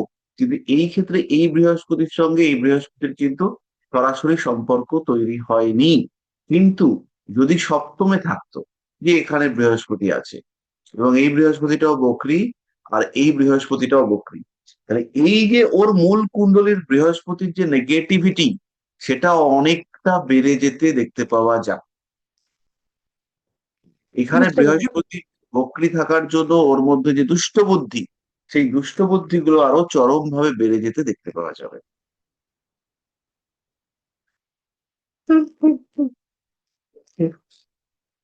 বুঝতে পেরেছি স্যার, তার মানে ভাবটাকে কনসিডার করে আমাদের ফলাফলটাকে নির্ধারণ করতে হ্যাঁ হবে। হ্যাঁ, সবসময় সবসময়। এই বিষয়টা নিয়ে আর কারণ কোনো প্রশ্ন? স্যার আমার একটা ছোট প্রশ্ন আছে একটা। কোনো প্রশ্ন? হুম? স্যার বলছি যে বক্রী গ্রহই যদি বক্রী গ্রহকে দৃষ্টি দেয়, সেক্ষেত্রে কিরকম হতে পারে? দেখো, বক্রী গ্রহরা হচ্ছে অন্যান্য গ্রহদের থেকে বেশি পাওয়ারফুল, কারণ তারা ক্লোজ, তাদের চেষ্টা বল রয়েছে, এবং তারা হচ্ছে গিয়ে বেশি প্রভাব বিস্তার করবে। তারা আবার বক্রী মঙ্গলকে বক্রী বৃহস্পতি দৃষ্টি দিচ্ছে। তাহলে বক্রী মঙ্গলকে তো আমরা দুর্বিনীত হিসেবে দেখেছি। বক্রী মঙ্গলের অ্যাগ্রেসিভ বিহেভিয়ার অনেক বেশি, সে উগ্র। তাহলে বৃহস্পতি যদি বক্রী হয়ে মঙ্গলের উপর দৃষ্টি দেয়, তাহলে সে উগ্র জ্ঞানী, তার জ্ঞান আছে, এবং সেই জ্ঞানকে সে নিজের উগ্রতা ঔদ্ধত্য প্রকাশের মাধ্যম হিসেবে ব্যবহার করে।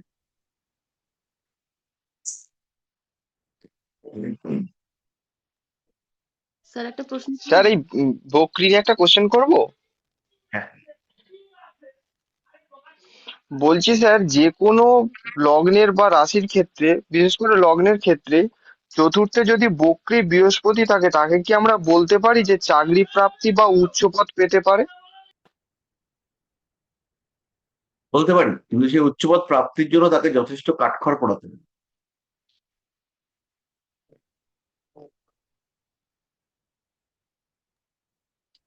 যে স্যার কোনো বক্রী গ্রহ আহ ইয়ে দেয়, যে কোনো বক্রী গ্রহ সে হচ্ছে গিয়ে স্ট্রাগল দেয়, এ বিষয়ে কোনো সংশয় নেই।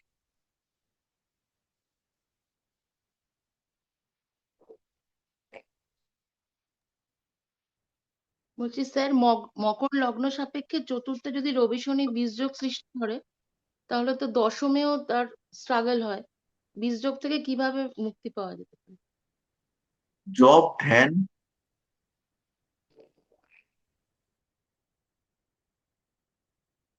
আর কাল সর্পদোষ থাকলে?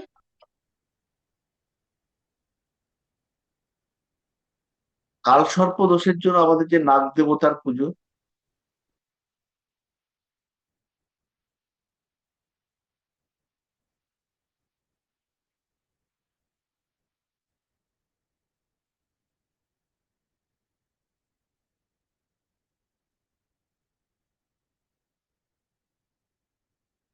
বলছি স্যার আমার একটা প্রশ্ন আছে, করবো?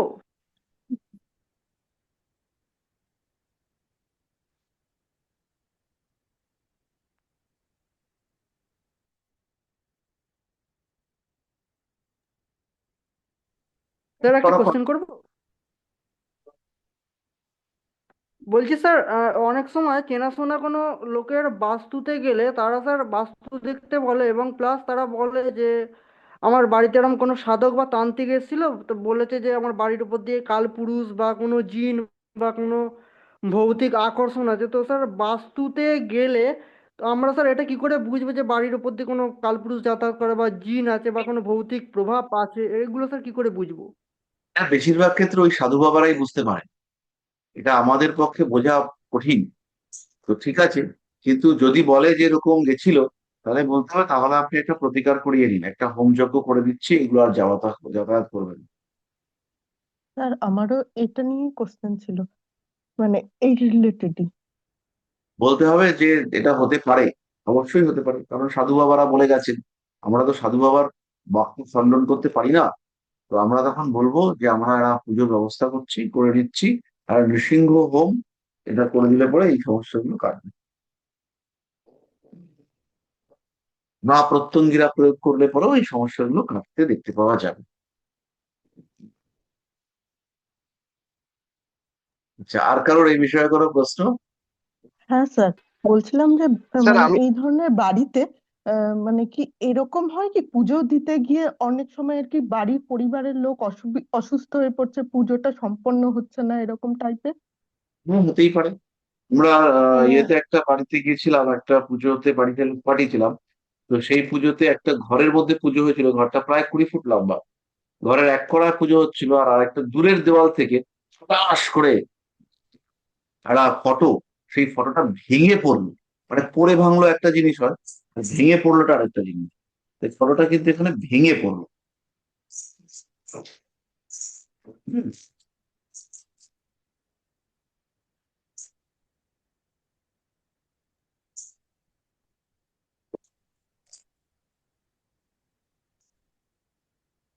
বাড়ির সে পাঁচিলের গায়ে তামার তার বা রূপোর তার দিয়ে প্রোটেকশন দেওয়া যায় কি? দেওয়া যায়, রূপোর তার দেবেন না, তামার তার দেবেন। আর তামার তারটা কি কোনো ফাইবারের এর মধ্যে ঢুকিয়ে না না না, সরাসরি? র তাম, একদম র। ও, ওই দেখো সবাই তোমাকে দেখছে কিন্তু। দেখো তুমি উঠে এসছো, পড়াশোনা তুমি ডিস্টার্ব করছো। এই দেখো সবাইকে দেখিয়ে স্যার দিচ্ছি আর কিন্তু। একটা কোশ্চেন করবো? দুজনে চলে এসছে, সবাইকে দেখি, তোরা দেখছি কিন্তু। ওই যে সবাই দেখছে। হ্যাঁ, কোশ্চেন কর।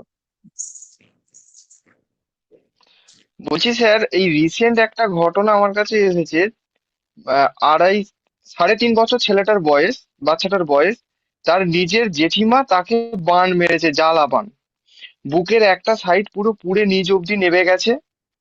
ঠিক আছে, তো এই ক্ষেত্রে স্যার আমরা কি করতে পারি? এই না তাকে দেখলে, যদিও রেমেডি করেছি, তো আমরা এই ক্ষেত্রে কি করতে? ক্ষেত্রে তাকে না দেখলে পরে বললো কি করে জ্বালাবান কতটা কি হয়েছে, জ্বালাবান মেরেছে না কি মেরেছে, কি দিয়ে মেরেছে, এগুলো তো খোঁজ করতে হবে। সে মানুষকে না পেলে এগুলো বলা সম্ভব না। প্রোটেকশনের জন্য মহামৃত্যুঞ্জয় মন্ত্র কবচ করা যেতে পারে বৈদিক পদ্ধতিতে। এছাড়া বিভিন্ন রকম প্রোটেকটিভ ডিভাইসেস আছে যেগুলো গলায় ঝুলিয়ে দেওয়া যেতে পারে।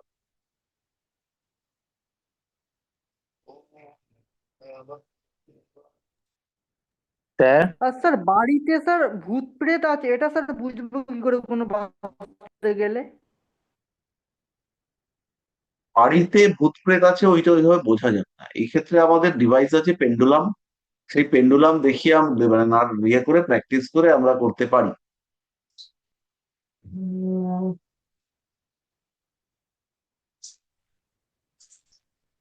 পেন্ডুলাম ব্যবহার করে কাজটি করা যেতে পারে। এটা খুবই সহজ সরল ব্যাপার এবং এটা খুব একটা কঠিনও নয়, এটা করা যেতে পারে। স্যার আচ্ছা স্যার, সরি, হ্যাঁ, বলুন। স্যার বলছিলাম যে গ্রুপে দুটো প্রশ্ন করেছি আগের দিন, আপনি তিনটে বলেছেন আর দুটো বাকি ছিল, ওইটা একটু আলোচনা করে দিলে ভালো হতো। কোন গ্রুপ যেন? 241।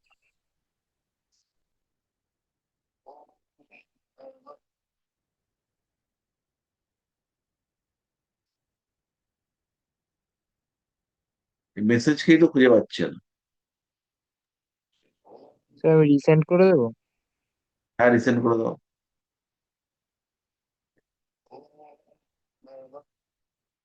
পেয়েছি পেয়েছি। অগ্নিবীজ যোগ আর ক্রিয়াবন্ধ যোগ। অগ্নিবীজ যোগ একদম সোজা, রাহু মঙ্গল যোগ হচ্ছে অগ্নিবীজ যোগ, আর ক্রিয়াবন্ধ যোগ হচ্ছে শনি মঙ্গল যোগ। স্যার এটা কি শাস্ত্রীয় মানে নাম নাকি? এগুলোর বিভিন্ন জায়গায় বিভিন্ন রকম নাম পাওয়া যায়। শাস্ত্রে যে সবসময় এগুলো আমরা পাবো এরকম নয়। বিভিন্ন সময় বিভিন্ন ওয়েবসাইট বা বিভিন্ন জায়গাতে এগুলো পাওয়া যায়। তো এগুলো ঠিক আছে, মানুষজন এগুলোকে অ্যাকসেপ্ট করতে পছন্দ করে। যেমন রবি শুক্র দারিদ্র যোগ। কিসের দারিদ্র যোগ? রবি শুক্র। তো এটাও হচ্ছে কি অগ্নি, অগ্নি মানে হচ্ছে মঙ্গল, আর রাহুকে বিশেষ সঙ্গে তুলনা করা হচ্ছে।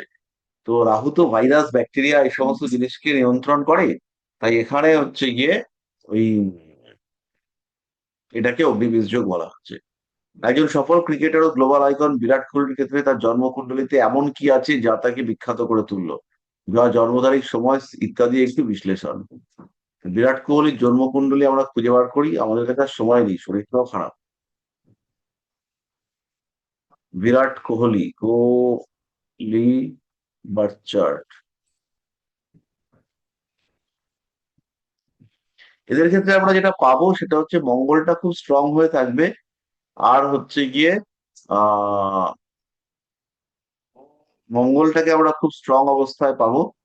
তার সঙ্গে সঙ্গে বিরাট কোহলিকে যা আমার লাগছে তাতে ওর ভিনাসটাও খুব স্ট্রং থাকে, আর এর সঙ্গে অ্যাটলিস্ট একটা পঞ্চ মহাপুরুষ যোগ পাবো।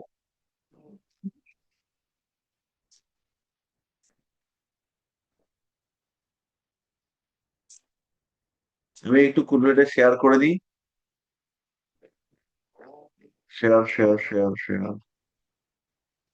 বেশিরভাগ ক্ষেত্রেই এদের কিছু দেখা যায় না, যে বিশিষ্ট কিছু রয়েছে।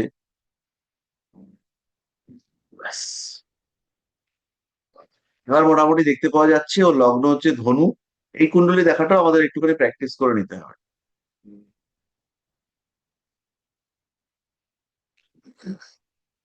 আর দ্বাদশে মানে 12 নম্বর রাশি, এটা হচ্ছে মীন রাশিতে বসে রয়েছে মঙ্গল।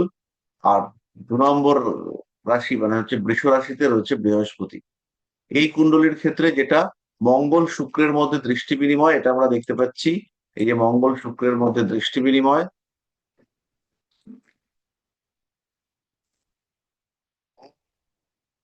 তবে খেয়াল রাখতে হবে শুক্র কিন্তু ষষ্ঠ সাইনে। ষষ্ঠ সাইনে মানে এখানে যদি এখানে আবার হচ্ছে গিয়ে বুধ শুক্রের ক্ষেত্র বিনিময় হয়েছে। তাই তাছাড়া হচ্ছে মঙ্গল আর শুক্রের মধ্যে দৃষ্টি বিনিময় হয়েছে। এই কম্বিনেশনটা একে সাকসেস দিয়েছে। থার্ড হাউসের রাহু, 11 নম্বর কুম্ভ রাশিতে রাহু। কুম্ভ রাশিতে রাহু, এই কুম্ভের রাহু, বায়ুদত্তের রাহু কুম্ভতে স্পেশালি, সেটা কিন্তু জেনারেলি ভীষণ পাওয়ারফুল একটা কিছু দেয়। কিন্তু যেটা আমরা চাইছিলাম যে এখানে অ্যাটলিস্ট স্ট্রং পাওয়ারফুল রাজ্য বা স্ট্রং পাওয়ারফুল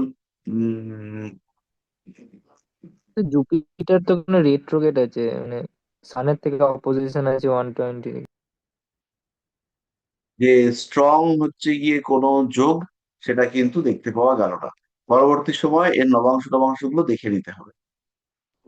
তো এইটা একটা খুব ভালো জিনিস। লগ্নে ইউরেনাস, লগ্নে শনি এবং ইউরেনাস। মীন লগ্ন শনির, না ধনু লগ্ন, আর এখানে হচ্ছে কি শনি এবং ইউরেনাস আছে। এটা ওকে প্রচন্ড ধৈর্য এবং এনার্জি দিচ্ছে। এবং লগ্নে ইউরেনাস, এটা হচ্ছে লাইক মঙ্গল, ওকে সাপোর্ট দিচ্ছে। চন্দ্র মঙ্গলের দৃষ্টি বিনিময়, শুক্রর সঙ্গে মঙ্গলের দৃষ্টি বিনিময়, আর শুক্র বুধের ক্ষেত্র বিনিময়, এই সমস্ত কিছু মিলে এই চার্টটা একটু স্পেশাল হয়েছে, এছাড়া কিছু আমার চোখে পড়ছে না। আচ্ছা, আজকে তাহলে আমাদের এই পর্যন্তই, 21টা 21 বাজে। আমরা আজকের ডিসকাশন এই পর্যন্তই রাখবো। সময়টাও খুব সুন্দর, 21টা 21, সাধারণ। তো খুব ভালো থাকবেন, আর শুভরাত্রি। টাটা। স্যার আজকের ক্লাসটা খুব সুন্দর হয়েছে। Thank you. শুভরাত্রি। গুড শুভরাত্রি নাইট স্যার। Bye.